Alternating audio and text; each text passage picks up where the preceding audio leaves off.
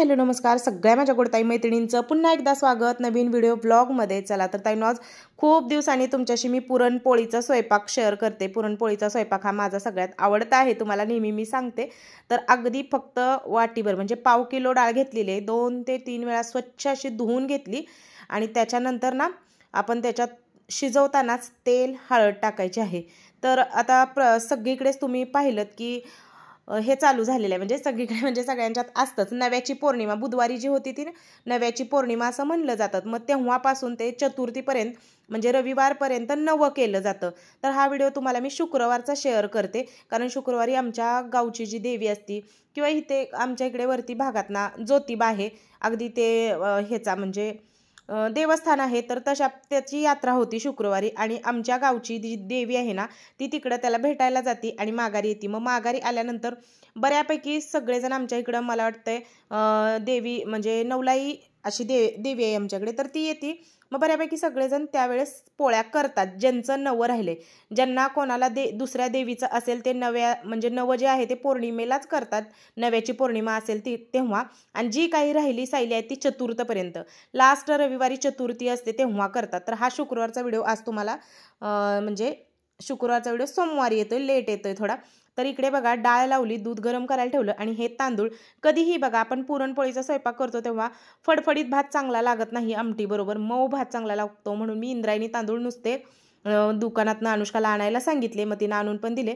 तर कुकर इकडे मी नेहमी कुकर लावताना अशा पद्धतीने लावते बघा, पटकन डाळीचा जो कुकर आहे ना तो यात छोटा म्हणजे लावून देते। जवळजवळ अर्धा किलो सुद्धा डाळ यात शिजते, पण आज पाव किलोचंच पुरण मी घातलेलं आहे, कारण नको म्हणलं परत पण आता सारख्या सारख्याच पोळ्या झालेल्या असतात, म्हणजे जवळजवळ संक्रांतीपासून सारख्या पोळ्या झालेल्या असतात। तर इकडे डाळ तांदूळ धुवून घेते आणि तो कुकर लावते। तर एक कुकर हरभऱ्याच्या डाळीचा आणि दुसरा जो कुकर आहे तो वरण भात बटाट्याची भाजी।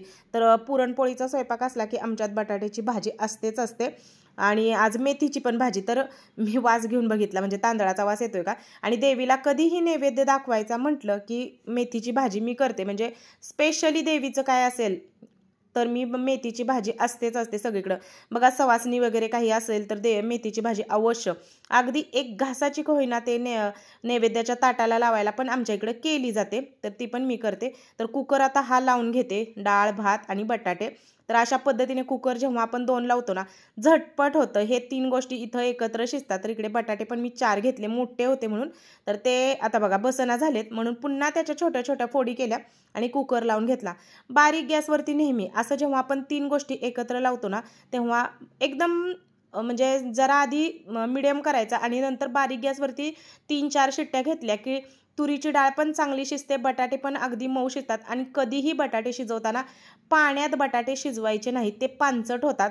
असे वरती डब्यावरती किंवा कोरडे शिजवून घ्यायची, त्याची जी मूळची चव आहे ना बटाट्याची तर ती राहते। कधीही बघा पाण्यात शिजवलेला जो बटाटा असतो ना तो पांचट होतो। आता दोन्ही कुकर लावले आणि झटपट अशी कणिक मळून घेते। तर कणिक मळताना म्हणजे पुरणाची जी कणिक असते त्याच्यात मीठ तेल असं टाकून घेते मी, आणि रेग्युलरची कणिक तुम्ही बघता मी जी रोजच्या जेवणात बनवते म्हणजे रोजची आपली असते ती मी चटकन मळून घेते। पण पुरणाची कणिक मात्र ना तेल टाकल्यानंतर आधी ते तेल सगळ्या कणकीला लागलं पाहिजे पिठाला, आणि मग अशी बघा मर्दून मर्दून कणिक जेव्हा मळतो ना मग ती पुरणपोळी अशी मऊ होते। थोडं थोडं पाणी तेल घालत नाही, ही कणिक एकदम मऊ अगदी मैदा मळल्यासारखी एकदम अशी लांबली पाहिजे। अशी जेव्हा करतो तेव्हा आपली पुरणपोळी फुटत नाही किंवा एकदम अगदी म्हणतात ना ओटाने फुटण्यासारखी पोळी तशी होते।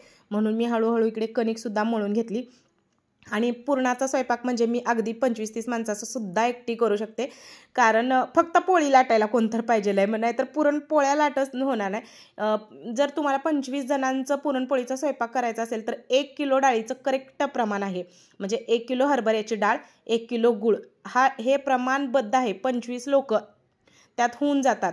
आणि भात आमटी आपण ऐच्छिक म्हणजे कसं कोण खाते त्याच्यावर आपण करतो, पण 1 किलो डाळीचे 25 माणसांच्या पोळ्यांचं परफेक्ट प्रमाण आहे। तळण भजी हे पण असतं, काही जणांच्यात बघा वरण भात केला जात नाही, भात केला जातो, भात आमटी आणि पुरणपोळी तळण भजी एवढंच असतं। तसं आमचा पुरणपोळीचा जो स्वयंपाक असतो तो वरण भात बटाट्याची भाजी मेथीची भाजी सगळं तळण भजी हे असतं। तर दोन्ही कुकर होत आहेत, कणिकसुद्धा मळून ठेवली।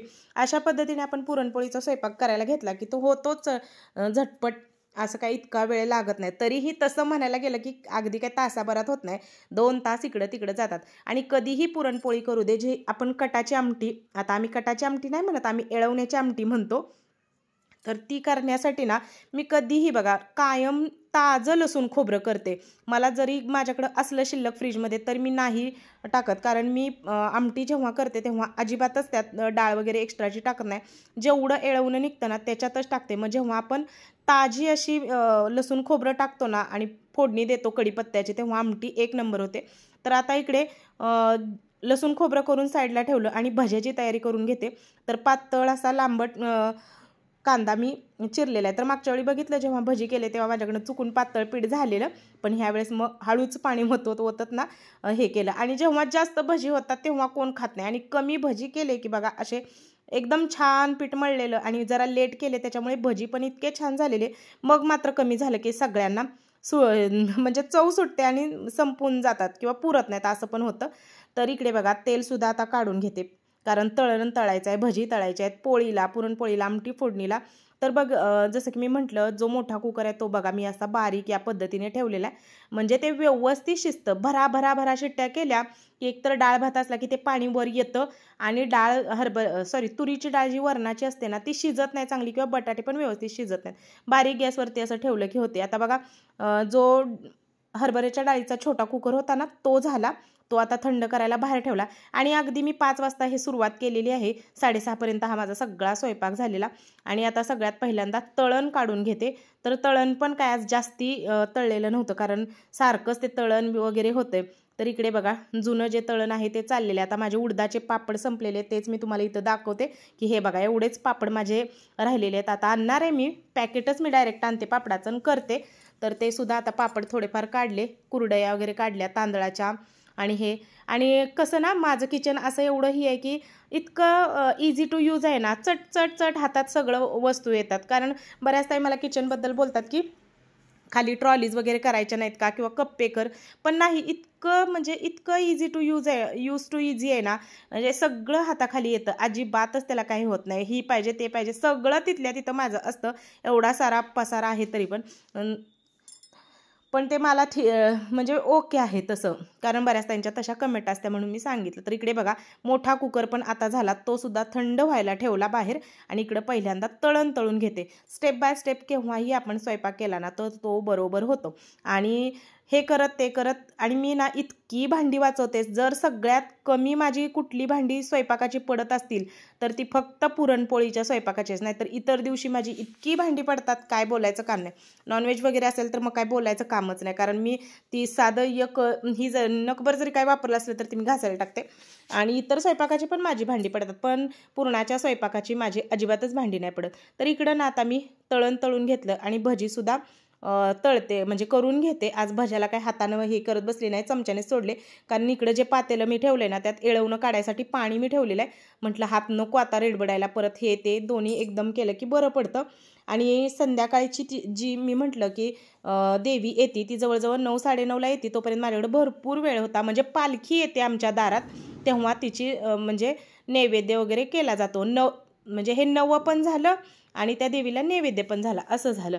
तर इकडे बघा पाणी उकळलेलं होतं ना, त्याच्यात मी आता जी डाळ आपली शिजलेली, परफेक्ट डाळ शिजलेली आहे, तर ती डाळ एळवणं काढायसाठी पुन्हा गरम पाण्यात टाकली आणि एक उकळी फक्त काढून घ्यायचे. तोपर्यंत शेजारी भजी पण मी तळून घेते. भजी तर आज म्हटलं ना एकदम छान खुसखुशीत झालेले. तर इकडे बघा या पद्धतीनं जी आहे ना डाळ शिजली आणि आता त्याचं एळवणं काढून घेतलं. आमच्यात कुणीही एळवण्याची आमटी खात नाही, 2च म्हणजे मी एकटीच खाते. त्याच्यामुळे मी फक्त अगदी 2-3 वाट्यांचंच एळवणं काढून घेते. बाकी डाळ वगैरे मी ठेवत नाही, कारण आमटीच नको असते तेवढी. थोडीशी आमटी लसूण खोबऱ्यात ताजी छान टेस्टी लागते. आता ते पाणी सगळं एळवणं निथळते तोपर्यंत ना इकडं राहिलेले जे भजी आहेत ना ते पण करून घेते. आणि पातेलं पुन्हा एकदा ठेवलं आणि त्याच्यात आता बघा जी डाळ होती सगळं पाणी आपण काढून घेतलेली ती टाकली. आणि जेवढी डाळ घेतलेली ना ज्या वाटीनं त्याच वाटीनं गूळ चिरून घेतलेला आहे. गूळ चिरून चेचूनच घ्यायचा, म्हणजे काय होतं पुरण असं चटकन बनतं. आपण असं जाडं जाडं गुळाचे खडे टाकले ना तर तो गुळ वितळायला खूप वेळ जातो आणि ते पुरण जे आहे ना तुमचं ते वातड बनतं. बघा कधीही ना मऊ गुळ चिरून घ्यायचा आणि टाकायचा, चटकन ते पाणी म्हणजे पुरण असं पाणी गुळ खेचून घेतं आणि बरोबर पुरण होतं. नाहीतर मग जितकं जास्त शिजवाल तेवढं ते असं चिकट पुरण खूप जास्त काळं होतं. त्याच्यापेक्षा ही ट्रिक आहे की गुळ हा चिरूनच घ्या, चटकन होतं. तर आता पुरण शिजतंय, तळण भजी झालेलं आहे, बघितलं म्हणजे भजी चाललेले आहेत. आणि इकडे हा पण कुकर झाला गार आता आणि त्यातले बटाटे काढून घेतले आणि बाकीचा जो कुकर आहे तसाच लावला. कारण म्हटलं वरण जे साधं आहे त्याच्यात काय एवढं म्हणजे फोडणी वगैरे द्यायची नाही, ते नंतर करता येईल. पण म्हटलं बटाट्याची भाजी करावी, तर कोणताही नैवेद्य उष्टा किंवा कोणतंही यातलं उष्ट होत नाही, म्हणून तीच भांडी मी ताईंनो वापरते. आता इथे मी भजी करून घेतले ना तर त्यातलं मी तेल काढून घेणार आणि त्याच्यातच मी बटाट्याची भाजी केली, त्याच्यातच मी मेथीची भाजी केली. आणि जेव्हा आपण अशी नैवेद्यासाठी मेथीची भाजी करतो ना तेव्हा जी काही आपण घरात खातो ना म्हणजे मुगाची डाळ वाटण कूट वगैरे घालून, तर तशी नाही केली जात. अगदी एखादी दुसरी लसणाची कुडी आणि मिरचीसुद्धा नाही टाकली तरी चालते, फक्त त्याच्यावर फोडणी भाजीला द्यायची, मग ते बरोबर होतं. तर इकडे बघा आता मी तेल हे म्हणजे काढून घेते आणि जेवढं बटाट्याच्या भाजीला पाहिजे तेवढं करून घेते. तर इकडे बारीक बटाटा चिरला. बटाट्याच्या भाजीची काय रेसिपी रिअल म्हणजे अगदी तुम्हाला नेहमी दाखवते इतकं काही नाही केलं, साधी सिंपल. कांदा फोडणीला दिला, जिरे मोहरीची फोडणी, कांदा बटाटा हळद आणि आलं लसणाची पेस्ट कोथिंबीर टाकली आणि इकडे बटाट्याची पिवळी भाजी जी आहे ना ती करून घेतली. आणि इकडे अजून पुरण होतेच बघा. आज जरा माझ्याकडून पुरणपोळी खरं सांगते एकदम गोड झालेली, म्हणजे बऱ्यापैकी गुळ माझ्याकडं जास्त पडलेला होता, कारण गुळ माझ्याकडे जो होता ना तो वाळलेला होता, त्याच्यामुळे पुरण आटायला थोडासा वेळ गेला. पुरण वगैरे आटलं, ते खाली गार व्हायला ठेवलं. आणि इकडे आता आमटीला सुद्धा मी पातेलं ठेवलेलं आहे. आणि बटाट्याची भाजी बघा लगे हात काढून पण घेतली, परतली चांगली, थोडीशी एक वाफ दिली आणि काढून साईडला ठेवली. बटाट्याची भाजी ही आवडीनं खाल्ली जाते, पोरं वगैरे खातात म्हणून मग ते जरा जास्त करते मी. आणि त्याच्यानंतर बघा इकडे आता मेथीची भाजी त्याच कढईत फोडणीला देते. जसं की म्हटलं ह्यातलं कोणतंही जेवण नैवेद्य दाखवल्याशिवाय उष्ट केलं जात नाही, म्हणून मी त्यात ते करत असते. आणि एक कढई ठेवली की बरं पडतं आणि त्याला काही होत नाही असं एकाच कढईत हे केलं तर. आणि ती तेलाचीच होती. तर आता मेथीची भाजीसुद्धा मी इकडे बघा फोडणीला नाही दिली अजून, देते. तोपर्यंत ते तिकडचं तेल तापते ना तोपर्यंत इकडं आमटी फोडणीला देते, म्हणजे एळवण्याची. जिरे मोहरी मी फक्त एवढंच टाकते, जिरे मोहरी आणि ताजं लसूण खोबरं ते टाकलं, ते भाजते तोवर इकडे मेथीची भाजी मी करून घेतलेली आहे. कधीही एळवण्याची आमटी करताना जास्त करायची आहे की असा 25-30 माणसं आहेत तेव्हा मात्र एक 1.5 वाटी डाळ ठेवून ती डाळ वाटून त्या ह्याच्यात टाकायची. पण जर तुम्हाला अगदी एक पातेलं बरं छोटं आमटी करायची आहे ना तर तुम्ही की नाही फक्त जास्त लसूण खोबरं आणि घरची चटणी टाकून करा. वाटण वगैरे जर जेवढं तुम्ही वाटण टाकाल ना त्या एळवण्याच्या आमटीत, म्हणजे कोणी कांदा वगैरे असं सगळं टाकतं, भाजून गरम मसाला, काही गरज नाही. सिंपल अशी आमटी करून बघा, सगळ्यात जास्त टेस्ट तर ह्या अशा आमटीची येते. जेवढा तुम्ही मसाला घालणार तेवढं ते आमटी अशी भपकेबाज होते आणि पित्त होतं. एकतर ऑलरेडी ह्याच्या एळवणीच्या आमटीनं बऱ्याच जणांना पित्त होतं, ती शक्यतो करून सगळ्यांना पचत नाही. त्याच्यामुळे मी फक्त लसूण खोबरं, कढीपत्ता तर आता नाके बराबरच आहे, नाहीच इथं आमच्या इथं कढीपत्ता, त्याच्यामुळे नाही, मग साधी सिंपल आमटी करून घेतली. आणि आता बघा पुरण इकडं वाटायला घेतलेलं आहे. तर पुरणसुद्धा मी आज चाळणीनं, माझ्याकडे पुरण यंत्र पण आहे, पण जेव्हा अगदी अर्धा किलो डाळ वगैरे घालेल ना तेव्हा मी पुरण यंत्र काढते. पण आता बघितलं तर 1/2 किलो डाळ, त्याचं असं किती पुरण होणार होतं, म्हणून चटकन चाळणीनं मी चाळून घेतलं या पद्धतीनं. ह्या चाळणीनं पण खरं पुरण मस्त पडतं बरं का. अगदी पुरण यंत्रातनं जेवढं असं जाडसर येतं ना त्याच्यापेक्षा बारीक मऊसूद ना ह्यानी पडतं चाळणीनं, पण ते हात भरून येतो, म्हणून मी पुरण यंत्रानं करते. किंवा कधी कधी मला आदिती अनुष्कासुद्धा ते पुरण यंत्र म्हणजे पुरण यंत्रातनं पुरण फिरवून देतात. पुरण झालं लगेच ते भांडं रिकामं केलं आणि घासायला टाकलं, कारण बारक्या भांड्यात ते ट्रान्सफर केलं. इकडे बघा आमटी झाली, मेथीची भाजी झाली आणि हे टायमिंग आहे 6-6:30चं. मी आता चहा ठेवला, कारण बऱ्यापैकी इथे माझा स्वयंपाक जो आहे तो आवरलेला आहे, म्हणजे आमटी झाली, भाजी सगळं झालं. किचन ओटा तेवढा आता क्लीन करायचा राहिलेला आहे, तो पण करून घेते. कणिक वगैरे सगळं झाकून ठेवलं आणि आता मेथीची भाजीसुद्धा काढली, तीसुद्धा साईडला ठेवली आणि सगळा किचन ओटा क्लीन करून घेते.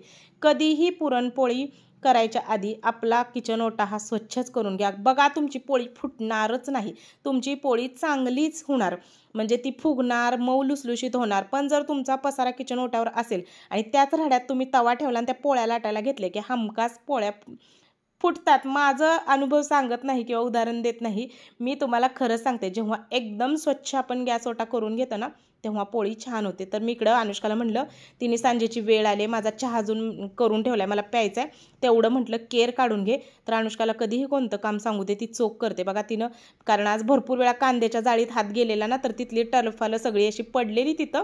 मग तिनं व्यवस्थित सगळं कचरा मला काढून दिला. आणि आता इकडे दुसरासुद्धा मी कुकर काढला आणि इकडे म्हणजे त्यात डाळ भात होतं, तर भाताचा डबा पुन्हा एकदा कुकरमध्ये ठेवला आणि जी काही वरणाचं आहे तेवढी डाळ काढली. तर ही साधं वरण आहे, त्याच्यात फक्त मी अगदी थोडासा गुळाचा खडा, थोडं हिंग, हळद, मीठ टाकते आणि पाणी थोडंसं टाकते. घट्ट डाळ म्हणजे ही छान लागते अशा पद्धतीने. नैवेद्यावरची जी डाळ असते ना वरण, तर हे छान लागतं. थोडंसं पाणी घातलं आणि फक्त उकळून घ्यायचं. चहा बघा मगाशी चहा झाला, तो प्यायचा झाला नाही वेळेवर म्हणून पुन्हा आता गरम करत ठेवलेला आहे. तर थोडीशी हळद टाकली, आता थोडंसं ना मीठ टाकून घेते आणि हिंग आणि छोटासा गुळाचा खडा टाकला आहे.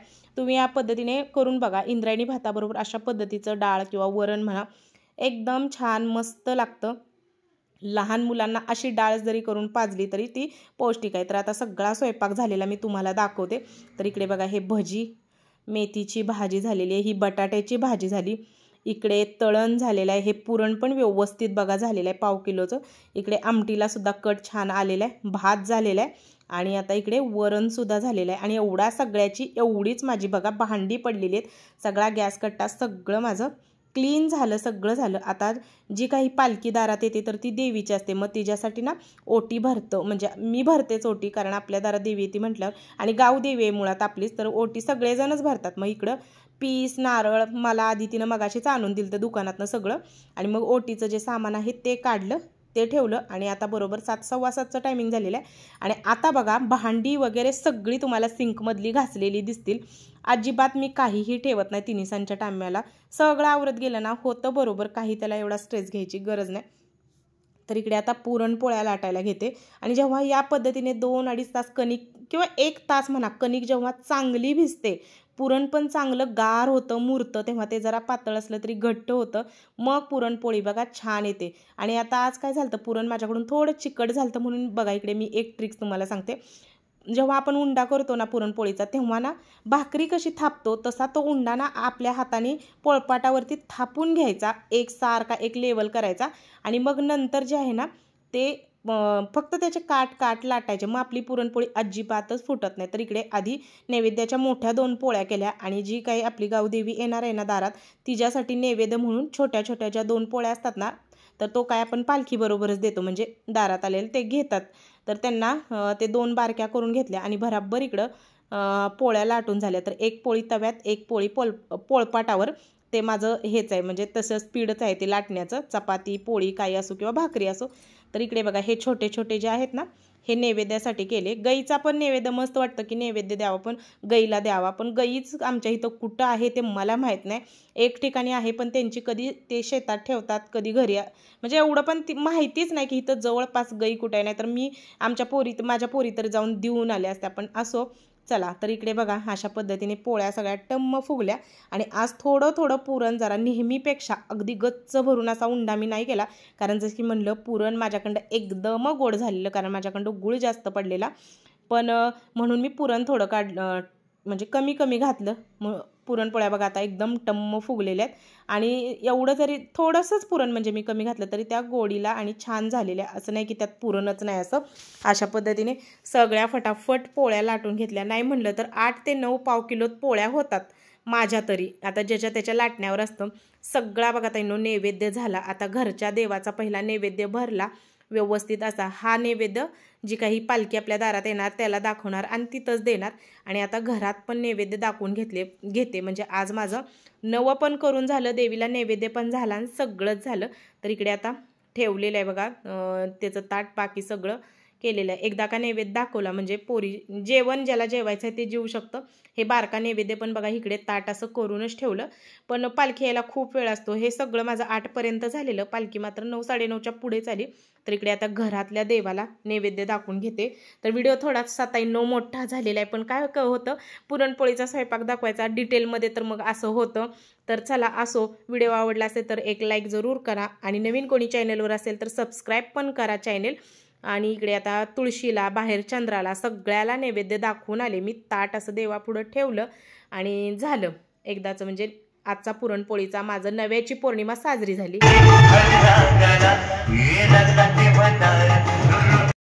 तर इकडे बघा आता संध्याकाळची वेळ झाली आणि ही पालखी अशी येऊन गेली. तर ती काही डिटेलमध्ये तुम्हाला दाखवता आली नाही.